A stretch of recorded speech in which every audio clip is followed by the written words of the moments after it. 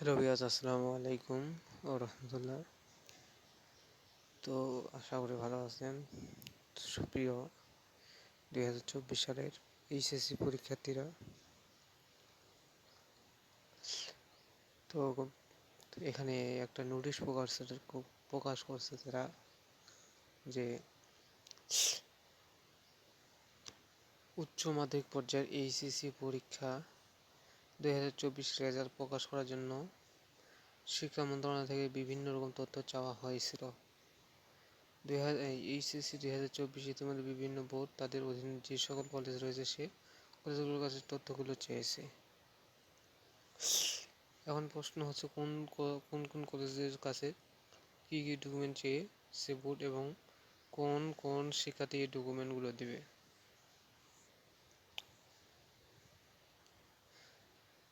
শিক্ষার্থীদের কিছু কিছু ডকুমেন্ট জমা দিতে হবে বোর্ডের কাছে। ইতিমধ্যে কলেজগুলোকে নির্দেশনা দিয়েছে সেই ডকুমেন্ট বোর্ডে পাঠাতে হবে।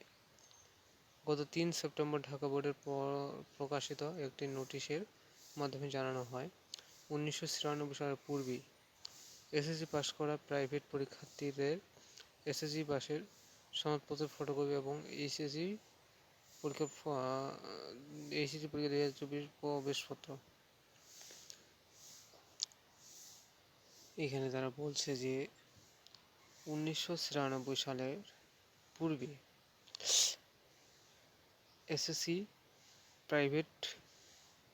এসএসসি পাস করা প্রাইভেট পরীক্ষার্থী এবং এসএসসি পাশের ফটোকপি এবং এইচএসসির 2024 প্রবেশপত্র। এখানে বলছে তারা এইচএসসি পাশের সনদপত্র চেয়েছে, এসএসসি পাশের সনদপত্র চেয়েছে এবং এইচএসসি 2024 সালের আপনাদের প্রবেশপত্র চেয়েছে। এখানে সনদপত্র বলতে বোঝায় যে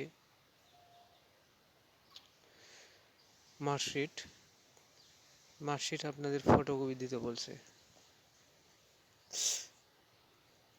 ফটোকপি অধ্যয়নকৃত প্রত্যয়ন করে মাধ্যমিক এবং উচ্চ শিক্ষা বোর্ডের ঢাকা নির্ধারিত পরীক্ষা শাখা জমা দিতে হবে।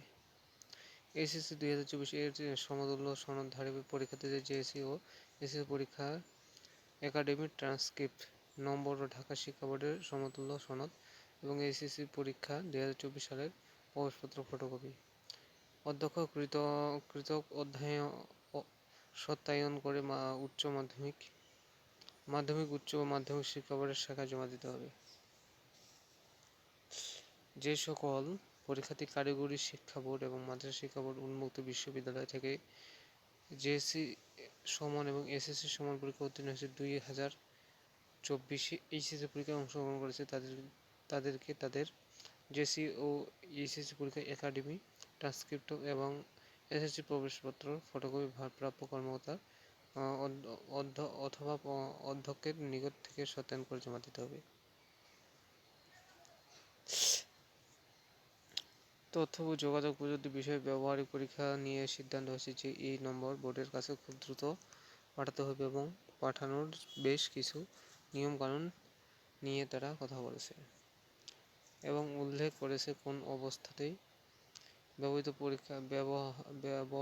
পরীক্ষা অজুহাতে পরীক্ষা দিতে কলেজে আনা যাবে না। এক্ষেত্রে যে সকল শিক্ষার্থী কারিগরি শিক্ষা বোর্ড, মাদ্রাসা শিক্ষা বোর্ড এবং উন্মুক্ত বিশ্ববিদ্যালয়ের অধীনে পড়াশোনা করেছে তারাই একমাত্র এই ডকুমেন্ট জমা দিবে। তার সাথে যারা কিনা এসএসসি পরীক্ষা 2024 সমতুল্য সনদধারী পরীক্ষার্থী তারাও তাদের জেএসসি এবং এসএসসি ডকুমেন্ট জমা দিবে।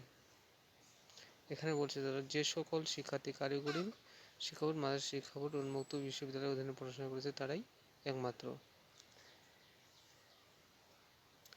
তো বিষয়টা বুঝতে পারলেন যে কি বলছে তারা। এক্ষেত্রে কলেজগুলো নোটিশ প্রকাশ করলে কলেজে গিয়ে শিক্ষার্থী জমা দিতে হবে। কলেজ সেই ডকুমেন্ট কাগজপত্র সরাসরি বোর্ডের কাছে পাঠাবে। তো আপনারা যারা কারিগরি, উন্মুক্ত এবং মাদ্রাসা শিক্ষা বোর্ডের শিক্ষার্থী আপনাদের ডকুমেন্ট সনদপত্র জেএসসি এসএসসি সনদপত্র এবং প্রবেশপত্র এইচএসসির আপনাদের জমা দিতে হবে ফটোকপি। তো তারা রেজাল্ট তৈরি করবে এই নিয়মে।